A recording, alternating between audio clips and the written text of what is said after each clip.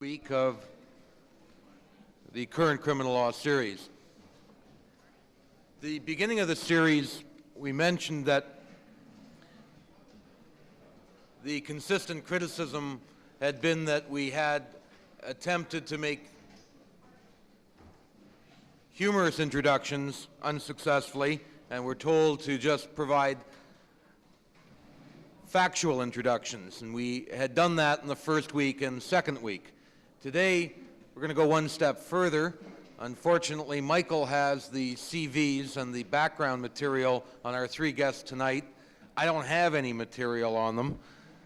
As a result, although I think we all know the courts from which they come, aside from merely introducing them in terms of their name, there'll be no introductions whatsoever tonight.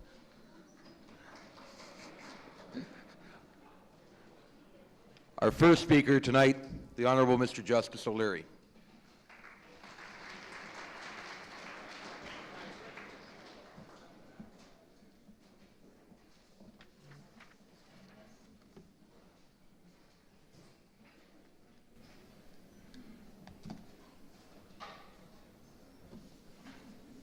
The defenses of insanity and automatism are both based on the common law principle that if a man is not responsible for his actions and engages in what would otherwise have been criminal conduct, he is entitled to be acquitted. Thus, a man is not to be held responsible for acts performed by him while he is unconscious or semi-conscious, or while by reason of disease of the mind or defect of reason he is unable to appreciate the nature and quality of an act, or that its commission is wrong. Automatism means unconscious, involuntary action, the state of a person who, though capable of action, is not conscious of what he is doing. Automatism may be caused by a disease of the mind, in which case it constitutes insanity for the purposes of our criminal law. Or automatism may be caused by something other than a disease of the mind, in which case it is non-insane automatism. Although the defense of insanity was recognized by the common law not later than the 14th century, the defense is still evolving. The defense of insanity has been codified in Section 16 of the Canadian Criminal Code. The provisions of Section 16 are derived from the McNaughton Rules drawn up in 1843. But as will be discussed later, they contain an important modification. Section 16 provides that no person shall be convicted of an offense in respect of any act or omission on his part while he is insane. The section further states that a person is insane when he is in a state of natural imbecility or has a disease of the mind to the extent that it renders him incapable of appreciating the nature and quality of an act or of knowing that it is wrong. In regard to the defense of insanity, apart from natural imbecility, the threshold question is, did the accused at the relevant time suffer from disease of the mind? The term disease of the mind performs an exclusionary function and serves to exclude from the defense of insanity the person who is only duly excitable, simply stupid, in a blind rage, or intoxicated as the result of the consumption of drugs or alcohol. None of these conditions constitutes a disease of the mind. If a person is suffering from disease of the mind, it is irrelevant that it was caused by his self-induced intoxication. With the emergence of the defense of automatism, the problem of judicially defining disease of the mind became acute in order to distinguish between insane and non-insane automatism. The first observation to be made about the term disease of the mind is that it is a legal term, not a medical work of art. There is no psychiatric condition called a disease of the mind. Since disease of the mind is a legal term, the determination of its meaning is a question of law for the judge in a criminal trial. It is for the judge to decide what mental states are comprehended by the term disease of the mind. That term contains both a legal or policy component and a medical component.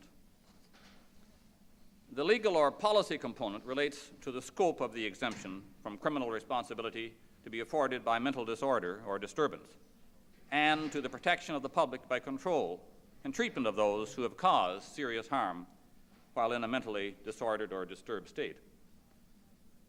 Society has a legitimate interest in persons who have committed serious social harms, but who are found not to be criminally responsible on account of mental disorder. It is justified in submitting these persons to further diagnosis and assessment, exercising appropriate control over them if necessary, and providing them with suitable medical treatment. The medical component of the concept disease of the mind is the medical evidence as to how the mental condition of the accused is characterized from a medical point of view, that is to say, whether the accused is suffering from any mental disorder, and if so, its seriousness, symptoms, and causes. As was stated by Mr. Justice Martin in Regina versus Raby, a 1977 decision, in strictness, a medical witness is not entitled to state that a particular condition is or is not a disease of the mind, since this is a legal question. In practice, however, it is often convenient and permissible in the discretion of the judge for a medical witness to testify in those terms. It is then for the trial judge to decide whether the mental condition described by the medical and other witnesses could constitute a disease of the mind. It is for the jury, for the case is being tried by a jury, to decide whether in fact the accused was suffering from a disease of the mind when he committed the act. The term disease of the mind includes not only mental disorders which have an organic or physical cause, but also comprehends purely functional disorders with no discernible physical cause. The mental disorder may be permanent or temporary, curable or incurable, recurring or non-recurring. On the other hand, transient mental states or disturbances produced by concussion, drugs, or somnambulism do not constitute disease of the mind.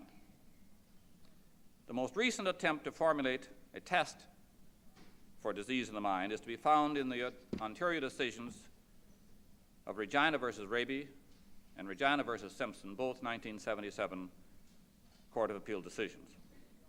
In Regina versus Simpson, the Court of Appeal dealt with the controversy over whether the personality disorders, also known as character disorders and psychopathic personality, can constitute a disease of the mind.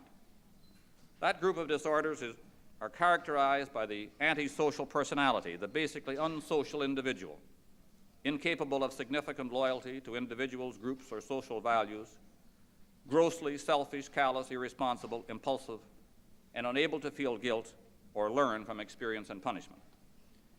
Mr. Justice Martin stated, "In my view, it has been implicitly recognized by both the Supreme Court of Canada and the House of Lords that the personality disorders or psychopathic personality are capable of constituting a disease of the mind. Obviously, mental disorders comprehended by the term disease of the mind are not confined to those mental disorders that were recognized as such at the time McNaughton's case was decided. The concept disease of the mind is capable of evolving with the advance of medical knowledge." In Regina and Raby, the court was presented with the problem of distinguishing insane and non-insane automatism. Mr. Justice Martin stated, "Automatism caused by disease of the mind is subsumed under the defense of insanity, leading to the special verdict of not guilty on account of insanity, whereas automatism not resulting from disease of the mind leads to an absolute acquittal, unless induced by voluntary intoxication due to the consumption of alcohol or drugs, or unless foreseeability or foresight with respect to its occurrence supplies the necessary element of fault or mens rea, where negligence or recklessness constitutes a basis of liability." In Regina and Raby, the accused relied on a psychological blow as a foundation for non-insane automatism. The defense evidence was that a psychological blow of rejection by the victim, a girl of whom the accused was very fond, put the accused in a dissociated state, during which he attacked the victim. The issue then was whether this dissociated state was a disease of the mind. The majority of the Supreme Court of Canada agreed with Mr. Justice Martin and adopted his reasons as follows. In general, the distinction to be drawn is between a malfunctioning of the mind arising from some cause that is primarily internal to the accused, having its source in his psychological or emotional makeup, or in some organic pathology, as opposed to malfunctioning of the mind, which is the transient effect produced by some specific external factor, such as, for example, concussion. Any malfunctioning of the mind or mental disorder having its source primarily in some subjective condition or weakness internal to the accused may be a disease of the mind, if it prevents the accused from knowing what he is doing. But transient disturbances of consciousness due to certain specific external factors do not fall within the concept disease of the mind. In my view, the ordinary stresses and disappointments of life, which are the common lot of mankind, do not constitute an external cause constituting an explanation for a malfunctioning of the mind, which takes it out of the category of a disease of the mind. To hold otherwise would deprive the concept of an external factor of any real meaning. In my view, the emotional stress suffered by the respondent as a result of his disappointment with respect to Miss X cannot be said to be an external factor producing the automatism within the authorities, and the dissociative state must be considered as having its source primarily in the respondent's psychological or emotional makeup. I leave aside, until it becomes necessary to decide them, cases where a dissociative state has resulted from emotional shock without physical injury, for example, as being involved in a serious accident, being the victim of a murderous attack with an uplifted knife, or seeing a loved one murdered or seriously assaulted. Such extraordinary external events might reasonably be presumed to affect the average normal person without reference to the subjective makeup of the person exposed to such experience. Indeed, the courts have for many years been giving an ever wider meaning to the term disease of the mind. Mr. Justice Ritchie, in 1966, in Regina versus O'Brien, speaking for the New Brunswick Court of Appeals, said, applying a fair, large, and liberal construction to Section 16, I am clearly of the opinion the expression disease of the mind, as used therein, must be interpreted to include a disease of the brain which has affected the mind, even though such effect is of only a temporary duration. In such cases, reason for the time being has been dethroned by disease. Psychomotor epilepsy is, in my opinion, a disease of the mind. In Cooper versus the Queen in 1980 decision of the Supreme Court of Canada, Mr. Justice Dixon stated, I share the view of Mr. Justice Dubbin that there is no reason to give a narrow or limited interpretation to the term disease of the mind. In summary, one might say that in a legal sense, disease of the mind embraces any illness, disorder, or abnormal condition which impairs the human mind and its functioning, excluding, however, self-induced states caused by alcohol or drugs, as well as transitory mental states such as concussion. In Cooper versus the Queen, the trial judge had virtually withdrawn the defense of insanity from the jury because of a psychiatrist's opinion that certain conditions suffered by the accused were not diseases of the mind. The Supreme Court confirmed that the term disease of the mind is not purely a matter of psychiatric definition.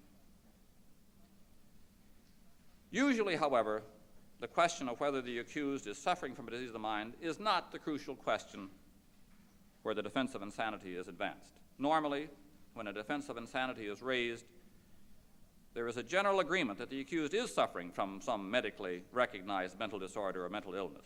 The crucial question is whether the mental illness or mental disorder rendered the accused incapable of appreciating the nature and quality of the act or of knowing that it was wrong. Nevertheless, if the precondition that the accused at the time of the act was not suffering from a disease of the mind, then if that has not been met, then apart from a condition of natural imbecility, the defense of insanity is not available.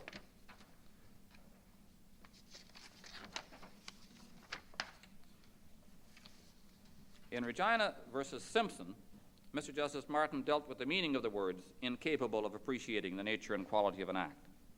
He stated, the 1956 report of the Royal Commission on the Law of Insanity emphasized that the word appreciate in the first branch of Section 16 is not synonymous with the word know, which is found in the MacNaughton Rules. The report states, under the Canadian statute, a disease of the mind that renders the accused incapable of an appreciation of the nature and quality of the act must necessarily involve more than the mere knowledge that the act is being committed. There must be an appreciation of the factors involved in the mental capacity to measure and foresee the consequences of the violent conduct. Mr. Justice Martin referred with approval to the charge to the jury of Chief Justice McClure in 1959 in R versus O, in which he instructed the jury that the accused should be found not guilty on account of insanity if they found in a mere preponderance of probability based on the evidence taken as a whole that the accused was laboring under disease of the mind to such an extent as to render her incapable of foreseeing and measuring the consequences of her act, or of estimating a right or perceiving the full force of her act. In other words, the true test is not did the person know what he was doing. The test is, at the moment of the offense, was the accused, by reason of disease of the mind, deprived of the mental capacity to foresee and measure the consequences of the act. However, in Regina versus Simpson, the psychiatric evidence was not that the accused was incapable of understanding or realizing what he was doing, but rather that he lacked normal emotions and was therefore incapable of experiencing normal feelings concerning the acts. Justice Martin concluded that on this evidence the accused was not insane. He said, while I'm of the view that Section 16 exempts from liability an accused who, by reason of disease of the mind, has no real understanding or of the nature, character, and consequences of the act, I do not think the exemption provided by the section extends to one who has the necessary understanding of the nature, character, and consequences of the act, but merely lacks appropriate feelings for the victim, or lacks feelings of remorse or guilt.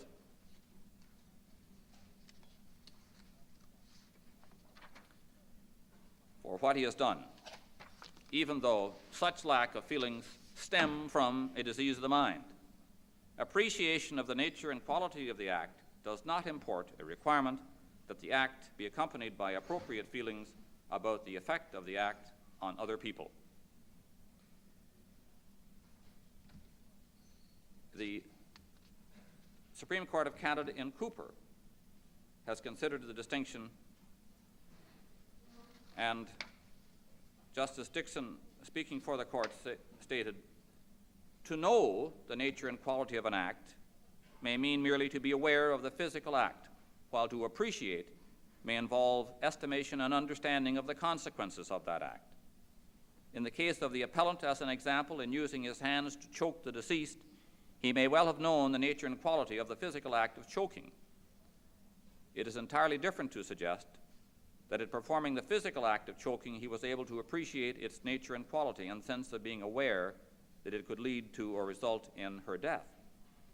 In the opinion of the medical expert who testified at the trial, the appellant could have been capable of intending bodily harm and of choking the girl, but not of having intended her death. A recent illustration of how failure to appreciate the consequences of an act can satisfy the requirement of Section 16 is to be found in Regina versus Abbie, a 1981 decision of the British Columbia Court of Appeal. In that case, the accused was charged with importing cocaine and possessing cocaine for the purpose of trafficking. The accused had the capacity to appreciate the nature of the act of importing and of possessing the cocaine, and the capacity to appreciate the immediate consequences of those acts. That is to say, that they were illegal, that he should not commit them overtly, and that if he succeeded, he must then deliver some of the cocaine to his friends who gave him the money for it, and find someone through another friend who would buy the rest at a large profit to himself. He was, however, suffering from a disease of the mind, mania, which caused him to have the delusion that he was protected by some mysterious external force from punishment for his illegal conduct. The trial judge concluded that because of that delusion, the accused had his ability to appreciate the nature and quality of his act incapacitated to the degree required to meet the test. He is, by disease of the mind, deprived of the ability to assess an important consequence of his act. he is deprived of the effect of the penal sanctions in restraining the commission of a crime, as it should restrain us all. This man knew it was a crime, knew there was a penalty, but by delusion believed himself protected. On appeal by the Crown, the British Columbia Court of Appeal concluded in the words of Mr. Justice Taggart, "The Crown has failed to show that the judge erred in holding that the respondent suffered from a disease of the mind, and that the delusion that he was protected from punishment by some mysterious external force incapacitated him from appreciating the nature and quality of his acts." The argument in Canada over the meaning of wrong in Section 16 of the Code, whether it means legally wrong or morally wrong, has now been settled by the Supreme Court of Canada in Swartz versus the Queen, a 1976 decision, where Mr. Justice Martland for the majority held that wrong is to be interpreted in the sense of illegal.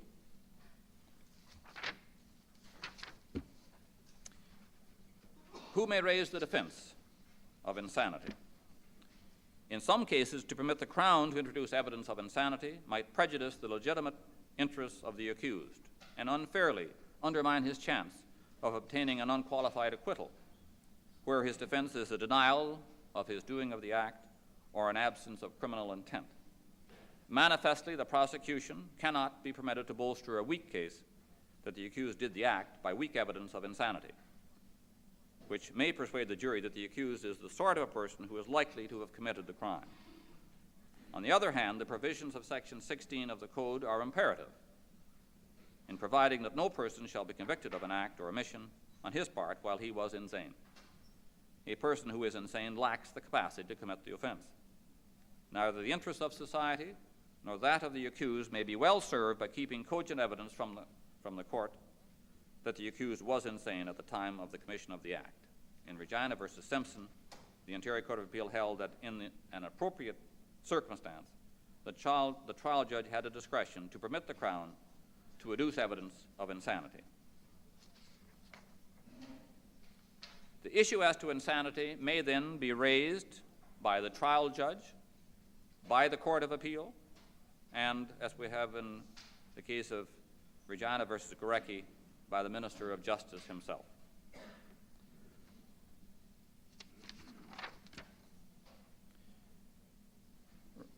So far as the refusal by the accused to be examined by a Crown psychiatrist, it is clear that an accused has the absolute right to refuse to submit to a psychiatric examination, and there is no impropriety in defense counsel informing the court that he has so instructed his client.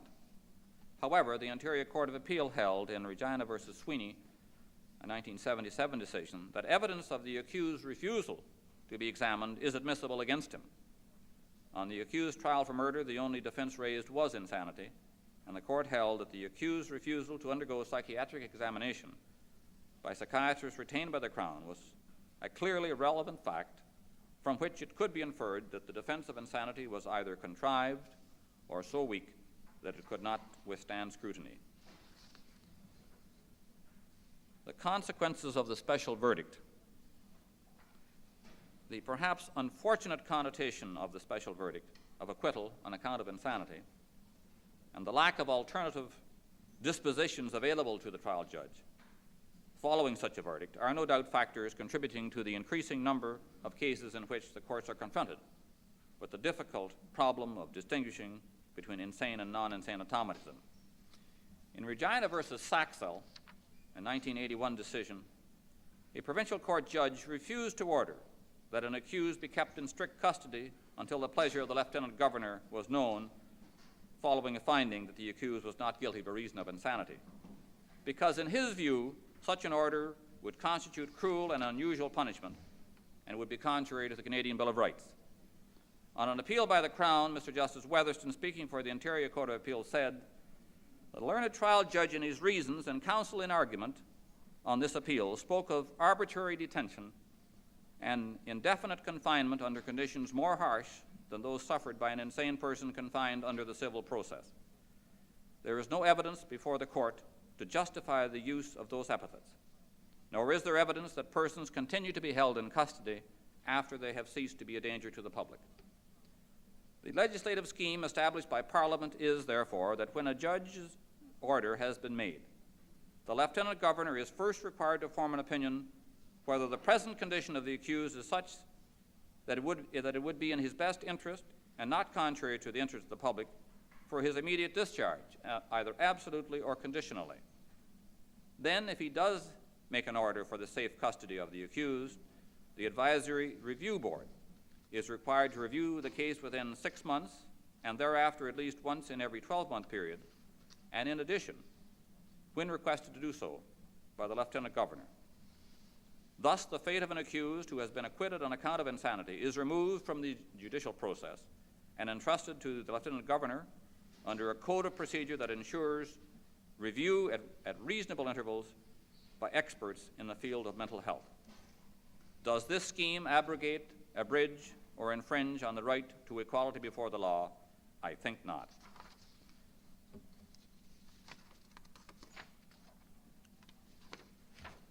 Moving on now to automatism. Voluntary conduct is essential for criminal liability. If a person's bodily movements are not subject to the control of his will, there is no voluntary conduct. Automatism has now become the term used to denote unconscious, involuntary behavior. Automatism may be produced by a disease of the mind or by some external cause, such as a blow on the head or drugs. As already stated, automatism due to disease of the mind is subsumed under the defense of insanity, leading to the special verdict. On the other hand, automatism produced by concussion or drugs is described as non-insane automatism and constitutes a complete defense. Where, however, automatism is produced by self-induced intoxication due to the voluntary consumption of alcohol or drugs, it gives rise only to the defense of drunkenness. Non-insane automatism, when not produced by the voluntary consumption of alcohol or drugs, is, as mentioned earlier, a complete defense, unless, of course, foresight or foreseeability with respect to its occurrence supplies the necessary element of fault where recklessness or negligence constitute a sufficient basis of liability. Thus, a person who is aware that he is subject to blackout might be criminally negligent in undertaking to drive a car, although he was in a state of automatism when an accident occurred. The problem of distinguishing between insane and non-insane automatism has been described as intractable. In Regina versus Quick, a 1973 decision of the Criminal Court of Appeal in England, it was held that automatism due to hypoglycemia, a condition brought about where there is more insulin in the bloodstream than the amount of sugar there can cope with, was not caused by a disease of the mind, but by the accused use of insulin prescribed by his physician and hence constituted non-insane automatism. Mr. Lord Justice Lawton, delivering the judgment of the court, said, "Our task has been to decide what the law means now by the words disease of the mind. In our judgment, the fundamental concept is of a malfunctioning of the mind caused by disease, a malfunctioning of the mind of transitory effect caused by the application to the body of some external factor, such as violence, drugs, including anesthetics, alcohol, and hypnotic influences, cannot fairly be said to be due to disease." The Court of Appeal for Ontario in Regina versus Raby observed that the external causes listed by Lord Justice Lawton were not necessarily exhaustive, and by way of example pointed out that delirium produced by the toxins of infection would not constitute a disease of the mind. Sleepwalking is not produced by an external factor, but it has consistently been classified as non-insane automatism.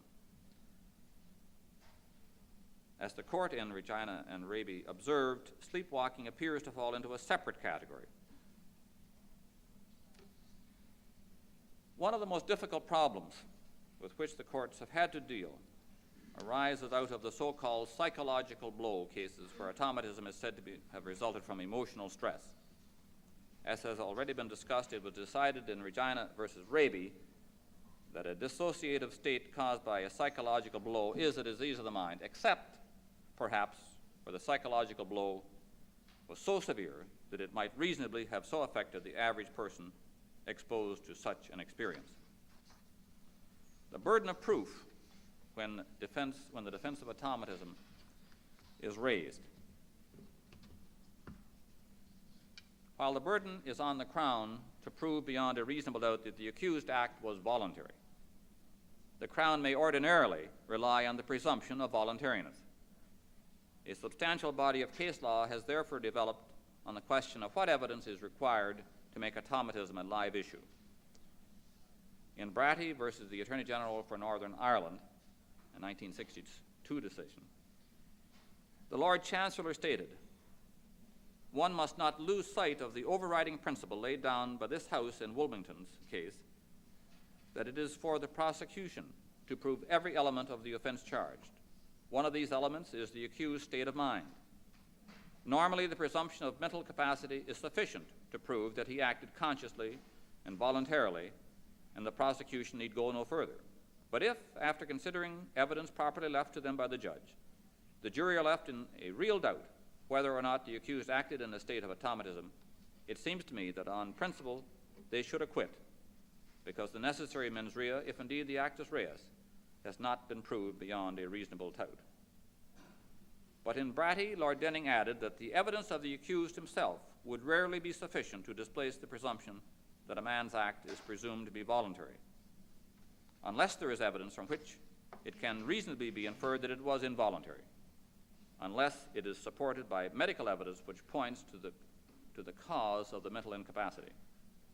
In Regina versus Berger, a 1975 decision of the British Columbia Court of Appeal, Mr. Justice McIntyre stated, "In applying the defense of automatism, it is clear from the authorities that there is no burden of proof imposed upon the appellant in raising this defense beyond pointing to facts emerging either from his own evidence or that of the Crown which indicate the existence of such a condition.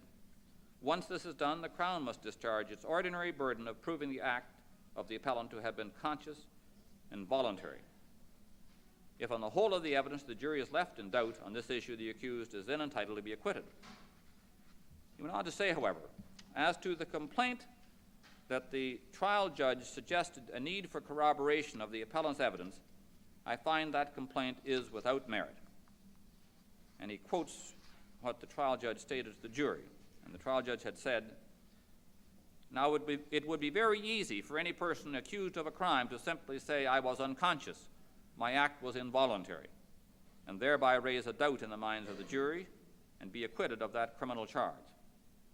To guard against such an event, there must at least be other evidence supporting the contention that the act of the accused was wholly involuntary." In regard to those comments by the trial judge, Mr. Justice McIntyre said, "This, in my view, was an unobjectionable statement. The need for more than the mere word of the appellant to form a basis for this defense rests not only in common sense, but has judicial support." Conversely, automatism will rarely be viable in the absence of the accused's evidence. However, where the defense is based on a blow to the head, the accused need not give evidence in order to permit the defense to be put to the jury.